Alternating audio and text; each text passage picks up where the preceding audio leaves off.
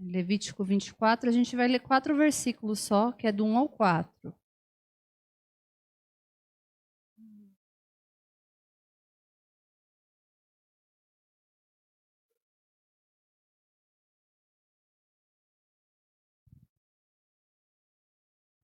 Então diz assim: Disse o Senhor a Moisés: Mande o povo de Israel trazer azeite de oliva puro para o candelabro, para que as lâmpadas fiquem sempre acesas. No tabernáculo, do lado de fora do véu, que esconde a arca da aliança, Arão cuidará para que o fogo das lâmpadas não se apague diante do Senhor, desde o entardecer até a manhã seguinte. Esta lei é permanente, devendo ser obedecida por todas as gerações de Israel. Mantenha sempre em ordem as lâmpadas do candelabro de ouro puro, na presença do Senhor continuamente. Amém? Só esses 4 versículos.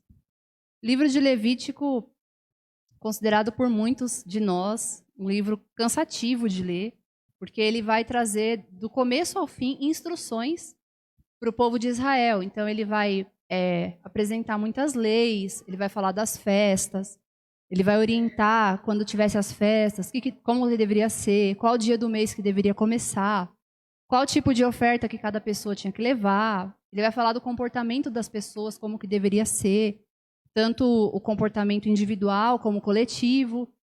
E ele vai apresentar uma série de regras ali. E às vezes a gente olha e pensa, mas hoje não tem mais, a gente não faz mais essas festas, a gente não segue mais esse tipo de regra, a gente não tem mais um dia específico para fazer, por exemplo, a festa dos tabernáculos. Então, acaba que quando a gente lê de uma forma corrida, a gente acaba achando ele cansativo. E o interessante é que toda a lei, ela aponta para o que iria se cumprir ali no Novo Testamento. Então, sempre vai ter um significado. As coisas que Deus ele estabelecia ali no Antigo Testamento, elas vão ter um significado que se cumpre no Novo. E quando a gente começa a estudar isso, a ver o que cada coisa representava, se torna um pouco mais interessante. É claro que não são todas as partes da lei que a gente vai conseguir fazer isso de forma rápida, de associar com o Novo Testamento, mas a gente começa a ter mais interesse porque a gente percebe o quanto isso é aplicável à nossa vida. Algumas pessoas, elas até meio que desfazem do Antigo Testamento, como se ele não tivesse mais tanta importância, porque a gente já está num momento de viver o novo, né? Aquilo que é o Novo Testamento, mas a lei, ela sempre vai apontar para algo. A gente costuma falar, a própria Bíblia fala 2 vezes que o Antigo Testamento ele é a sombra das coisas que viriam no Novo. E a gente fala que o Novo ele explica o Antigo, então se complementam. E nesses 4 versículos, eu comecei observando um primeiro ponto, que não é o principal assim que a gente vai abordar, mas quando eu fui lendo e fazendo o esboço, achei bem interessante, é que Deus ele vem dando uma série de direções para o povo, um direcionamento para o povo. Então, como eu comentei, ele fala das festas, ele fala das ofertas, que o povo poderia trazer. Não era qualquer oferta, ele especifica, você pode trazer isso, isso ou isso. Então tinha lá certinho o que o povo poderia levar. Ele vai falar do comportamento, ele vai falar do tabernáculo, quando vai explicar como é que vai funcionar o tabernáculo. Ele dá todos os detalhes, como que seriam, as medidas, tudo certinho. E eu comecei a perceber uma coisa, que Deus ele tem instruções para as nossas práticas. Porque o tabernáculo ele servia para o povo adorar a Deus, mas até para o povo adorar a Deus existiam as orientações divinas. Então não era só chegar lá e falar, mas eu acho que é assim, eu vou fazer assim. Não, tinha lá um padrão, uma regra, como que deveria ser feito. E aí, olhando para o Novo Testamento, a gente percebe que Jesus também faz isso. Ele pega as coisas que a gente já conhece, alguns comportamentos que a gente já tem, e ele explica, olha, mas eu vou explicar como vocês devem fazer. Então, lá em Mateus 6 e Mateus 5, Jesus vai falar um pouquinho da oferta. Por exemplo, então ele fala em Mateus 6, ele vai falar na questão de ajudar as pessoas, e é uma forma também de ofertar a Deus, quando a gente abençoa alguém. E ele fala, olha, o que você fizer, que a mão direita não saiba o que a esquerda fez, ou é o contrário, eu nunca sei qual, mas é que uma mão não saiba o que a outra fez. Então ele explica, não é só ajudar, porque o ato de ajudar em si, ele é bom, mas tem uma coisa Em outras palavras, Jesus está falando assim, tem uma coisa que eu estou observando além disso. Como você está fazendo? Então, Jesus ele não fala simplesmente, vai lá e ajuda. Não, ajuda e ajuda em secreto. Para que a sua recompensa não fique só naquele elogio, só na admiração das pessoas, mas você receba também uma recompensa de Deus. Outra coisa que ele fala de oferta, em Mateus 5, é sobre a questão quando a gente está precisando se reconciliar com o irmão. Ele fala, você vai trazer a oferta, você tem que reconciliar, vai lá primeiro, reconcilia, depois você traz sua oferta. Porque Deus ele está interessado em como a gente faz as coisas, não somente no ato, né, de fazer. Porque se fosse só pela oferta, pode trazer oferta de qualquer forma, mas não. Então, Jesus ele não fala assim, não oferte, se você tiver ressentido com alguém. Mas ele também fala, não oferte antes de ir lá e resolver. Então, ele ordena, né, que a gente conserte as coisas, depois vá lá e faça, sim, a oferta.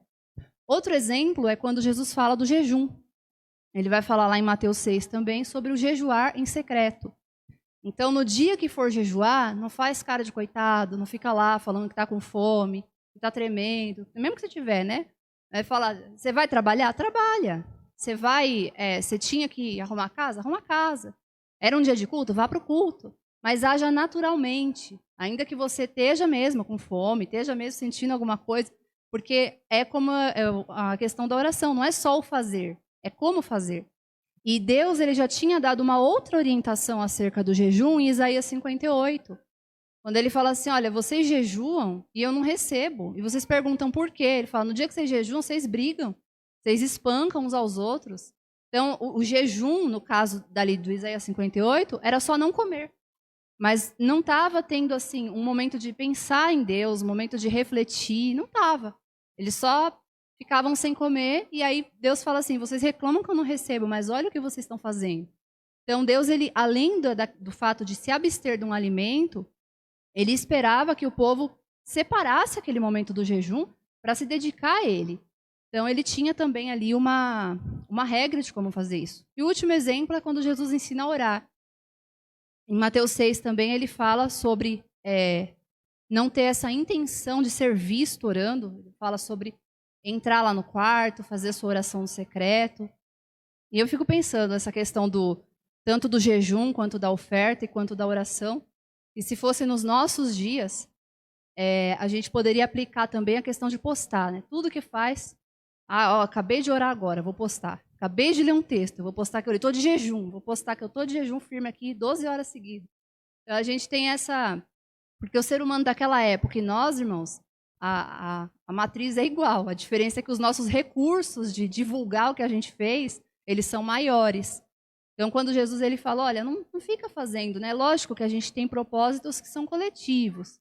Então, a igreja inteira tá lendo o mesmo livro, igual o pastor falou assim, o mesmo livro agora vamos ler, todo mundo vai ler o livro de Esther. Aí tudo bem, você compartilhar, incentivar o outro, olha, eu já li, você leu essa parte e tal.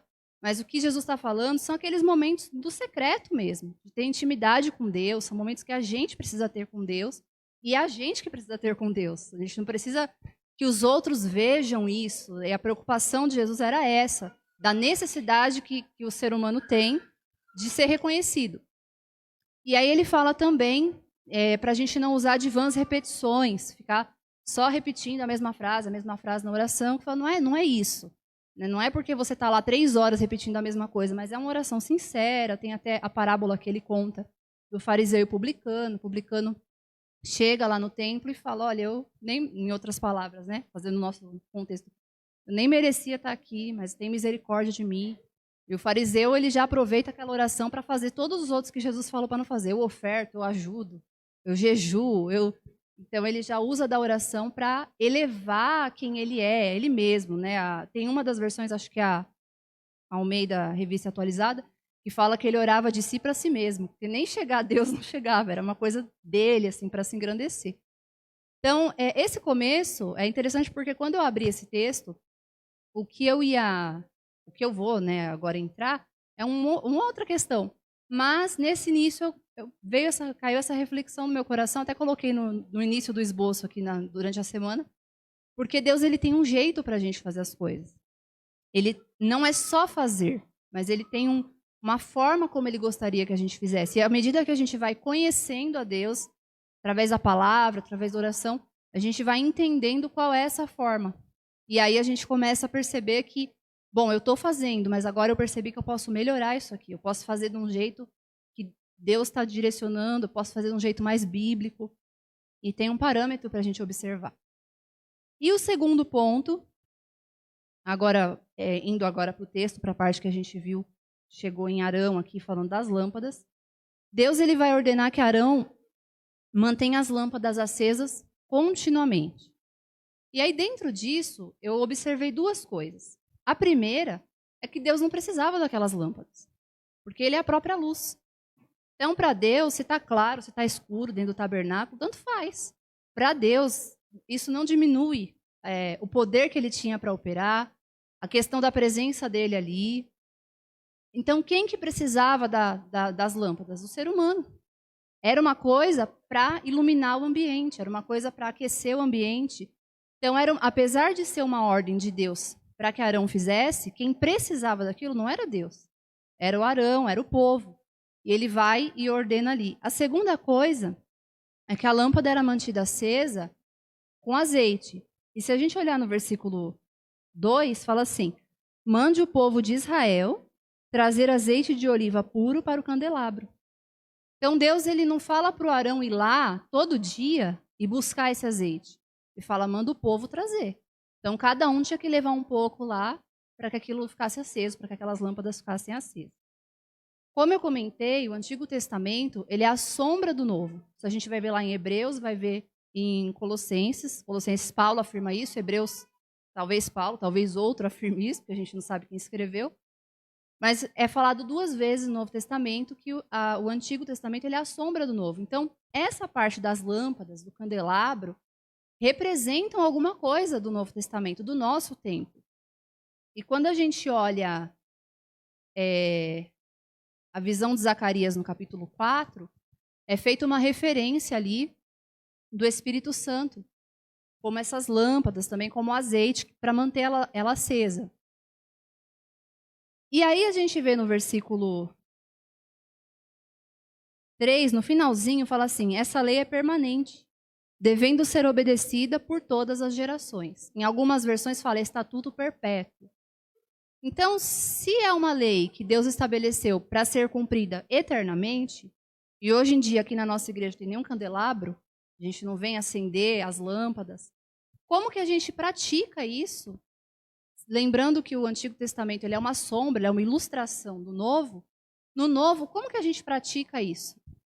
E aí, lá em Zacarias 4, responde que a presença do Espírito Santo. Então, o candelabro, as lâmpadas acesas, elas simbolizavam no tabernáculo a presença do Espírito Santo na nossa vida. Então, quando a gente vai fazer essa aplicação, é isso que Deus está ordenando, para que a gente mantenha a lâmpada acesa, para que a gente mantenha a chama acesa. E está falando da presença de Deus, de manter acesa dentro de nós a presença de Deus. E aí, comparando com o que eu falei lá do Arão, quem precisava das lâmpadas acesas não era Deus, era o Arão e as pessoas. Trazendo para nossos dias, quem precisa da presença de Deus não é Deus, somos nós. Deus ele se alegra em dar a presença dele para a gente. Deus ele vai sempre buscar que a gente deseje isso, que a gente receba isso. Jesus ele vai falar, olha, se vocês que são maus, quando o filho pede alguma coisa, vocês dão coisa boa, quanto mais o Pai que está no céu dará o Espírito Santo àqueles que pedirem. Então Deus ele tem esse prazer de derramar do Espírito Santo, ele tem esse prazer de sempre chamar a nossa atenção, de sempre falar através da palavra, de sempre nos tocar nos momentos de oração. Mas no final, quem precisa somos nós. É uma coisa que Deus ele fala para a gente fazer, olha, mantenha acesa, não deixa apagar, mas no final, quem precisa somos nós. E é interessante que muitas leis são assim. Muito quando a gente começa a ver as leis do Antigo Testamento, Deus mandava, mas o benefício era do povo. Era uma coisa que, na verdade, o povo precisava, mas estava lá na lei como um cumprimento. E a gente, às vezes, tem uma dificuldade tão grande de entender isso, que dá a impressão que se torna assim, é um peso obedecer. Nossa, vai ser tão difícil para eu buscar, vai ser tão difícil. E Deus ele está o tempo inteiro nos protegendo, tentando fazer com que a gente viva o melhor. E aí ele vai e fala para a gente manter isso aceso. Né? Lá em Tessalonicenses 5,19, Paulo fala para a gente não apagar o espírito. Então, fazendo essa transposição do antigo para o novo, essa seria a nossa tarefa agora. Arão, ele não podia deixar apagar aquelas lâmpadas lá do tabernáculo. E nós hoje? Nós não podemos deixar que apague o Espírito dentro de nós. E outra coisa que eu observei é que, como eu falei, Deus não falou para Arão, ó, sai por aí procurando azeite para a lâmpada ficar acesa. Não, ele falou, fala para os filhos de Israel trazer. Então, era uma ação coletiva. Todo mundo levava um pouquinho do azeite e aquela lâmpada se mantinha acesa. Quando eu li essa parte, eu observei que existem muitos momentos onde a gente tem o nosso, como eu falei, que Jesus até ensinou, o nosso secreto. Tem o nosso momento, a gente está lá na nossa casa, no nosso quarto, a gente ora, a gente busca a presença de Deus. E a gente pode sim ser cheio da presença de Deus lá. Mas existem muitos momentos em que a gente vai ser cheio, vai sentir essa chama acesa quando a gente está no coletivo. Quando a gente está junto com os outros irmãos, que é o que o povo fazia. Então, o povo levava lá o azeite para Arão, e eles, quando eles se juntavam para levar esse azeite, as lâmpadas permaneciam acesas. Eu acho que se Deus tivesse falado para Arão levar o azeite todo dia, ele ia levar. Só que era muito mais trabalhoso. E quando as pessoas levavam, todas ajudavam, havia ali uma manutenção dessas lâmpadas acesas, de uma forma que ficava, eu não vou dizer mais fácil, né? Porque aí dá a impressão que eu estou desmerecendo, mas de uma forma que ficava mais acessível para todos. E existem coisas, irmãos, que Deus ele opera na gente no coletivo. Por isso que a Bíblia ela é tão enfática na questão do congregar, na questão do não se isolar, né? Na questão da gente compartilhar. Quando a gente recebe, por exemplo, os dons, recebi o dom de profecia, eu vou usar lá em casa. Eu não vou usar lá em casa. Eu vou usar quando eu estiver com outra pessoa. Eu recebi o dom de cura. Eu vou usar quando eu estiver com outra pessoa. Então, assim, os dons eles são para a gente servir. E essa presença do Espírito, ela também é fortalecida quando a gente está em comunhão. Hoje eu compartilhei um versículo da oração de Jesus. E ele fala isso. Ele pede muitas coisas para Deus acerca dos seus discípulos. E quando ele vai orar por nós, porque nessa parte ele fala, olha, eu oro não só por esse, mas também por aqueles que vão crer ainda. Então, ele está falando de nós. Ele fala, eu peço que eles sejam um, para que o mundo consiga enxergar que o Senhor me enviou. Então, essa questão da unidade, essa questão de estar junto, ela é muito importante. E, de novo, é uma coisa que Deus manda e é para o nosso bem. Né? Assim como ele ordenou lá, como eu falei, de manter as lâmpadas acesas, sem ele precisar da lâmpada, sendo o homem que precisava, a nossa unidade também. Deus, ele insiste nisso, que a gente mantenha a unidade, porque isso é bom para nós. Quando a gente está lá perto, quando a gente está lá com a nossa porçãozinha do azeite, junta com a de outras pessoas, a chama se mantém acesa por mais tempo. Isso nos aquece, né? Isso nos fortalece. Então, essa foi outra coisa que eu observei. Quando Paulo ele fala sobre não apagar o espírito, algumas pessoas elas olham e falam assim, mas não tem como apagar o Espírito. Mas não é isso que ele está dizendo. Não está dizendo que se a gente desprezar o Espírito Santo, ele vai ter um poder diminuído, ou ele vai ter mais dificuldade para operar agora, ou ele vai ficar muito preocupado porque a gente apagou. Não. O que está dizendo é que quando a gente apaga da nossa vida, a gente vai perceber essas consequências. O poder de Deus ele não muda. A gente não tem essa capacidade de interferir no poder de Deus, na ação de Deus. Mas a gente pode limitar a ação de Deus na nossa própria vida. Então, quando a gente permite apagar essa chama, quando a gente permite esfriar, quando a gente permite que a lâmpada não esteja mais acesa, a gente vai se distanciando disso e a gente vai percebendo a consequência na nossa vida. E aí eu anotei aqui 2 consequências que a gente pode perceber quando a lâmpada se apaga. Então, a primeira, a lâmpada ela traz claridade, ela traz luz. Então, quando eu estou num lugar que tem lâmpada e de repente aquela lâmpada se apaga, eu começo a ter mais dificuldade de enxergar o caminho. Eu posso até continuar andando, mas a chance de eu tropeçar, a chance de eu cair, a chance de eu pisar num lugar que eu não devia, de eu me machucar é maior. E quando a gente permite que a lâmpada, a chama, né, o espírito, ele se apague em nós, a gente começa a ter mais dificuldade na nossa caminhada. A gente começa a não enxergar com clareza qual deveria ser o meu próximo passo, por onde eu deveria pisar. E aí a nossa chance de errar, ela se torna muito maior. Por quê? Porque a lâmpada se apagou. E outra coisa, considerando que a lâmpada aqui da Bíblia, ela não era elétrica, né? O Thomas Edison não tinha nascido ainda, então era fogo. A lâmpada ela tinha outra função, além da claridade, que é a questão do calor. Porque a gente sabe que quando acende o fogo, ele libera calor. Então as pessoas, num dia, hoje é legal para falar de calor, né? Que é um dia que dá bem para ilustrar, para pensar. Se a gente estivesse aqui num ambiente aberto, uma estratégia que a gente poderia usar seria acender uma fogueira. Por quê? Porque a fogueira ela vai liberar calor e no momento em que ela é apagada, passa alguns minutos a gente começa a sentir o frio. Então não demora muito. E aí quando a gente permite que a lâmpada se apague, que é o Espírito Santo, passa pouco tempo, a gente começa a esfriar. Então essa é outra consequência de deixar a lâmpada apagar. A gente começa a esfriar, o ambiente onde a gente está, a gente começa a sentir ele frio. E agora eu vou ter que buscar um meio de acender novamente essa lâmpada. Porque o frio, quando a gente está num ambiente, né, que está lá confortável e a gente esfria, a gente sente isso. Pode ser que depois até acostuma. Igual agora, começou o frio agora. Daqui a um tempo o corpo até dá uma acostumada melhor. Mas a gente continua sentindo, a gente continua percebendo que está frio, né, que não está agradável. E aí, para encerrar, eu quero agora pensar um pouco com os irmãos como que a gente faz para manter essa lâmpada acesa. Porque a gente já viu que era um mandamento lá do Antigo Testamento para Arão e para todo o povo de Israel. A gente viu que no Novo Testamento isso se aplica falando do Espírito Santo. E a gente viu que as consequências da lâmpada apagar, elas acabam nos prejudicando. Mas como que faz, então, para manter essa lâmpada acesa? Deus ele dá uma ordem e ele fala assim: mande o povo de Israel trazer azeite de oliva puro para o candelabro, para que as lâmpadas fiquem sempre acesas.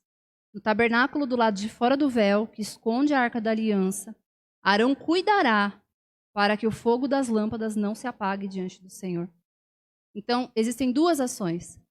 Uma é manter sempre o azeite, sempre renovar o azeite. E o azeite, quando a gente olha lá na parábola, por exemplo, de Mateus 25, que é das 10 virgens, ele representa também o Espírito Santo.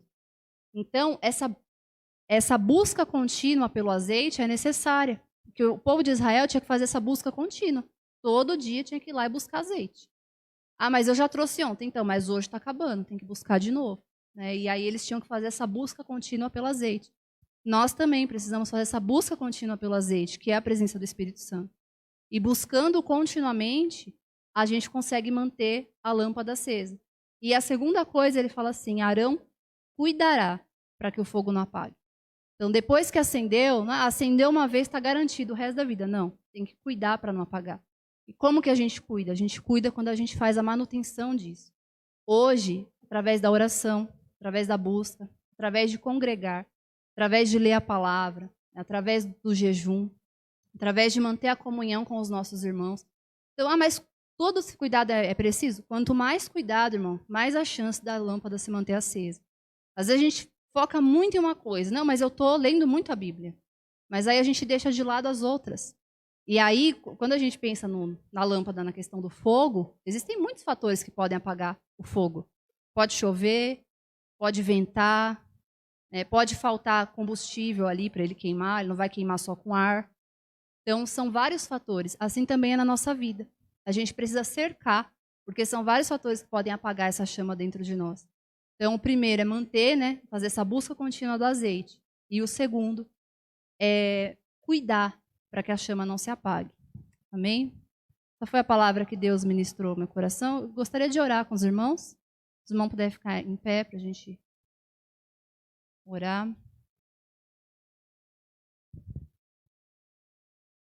Sabe, irmãos, às vezes a gente quer algo de Deus e a gente busca e a gente não recebe. Eu falo de algo espiritual, tá? Nesse momento estou focando assim no que a gente quer receber de forma espiritual. Presença do Espírito Santo, algum dom do Senhor. E em 2019, o pastor falou algo aqui que eu fiz, um pouquinho antes do Aviva, que ele falou: a gente não pode orar pedindo uma coisa para Deus Aí não recebe e fala, já que o senhor não me deu também, eu nem queria. É como se estivesse desprezando. Mas a gente precisa insistir nisso. Fala, olha, senhor, hoje eu não recebi, mas amanhã eu vou buscar de novo.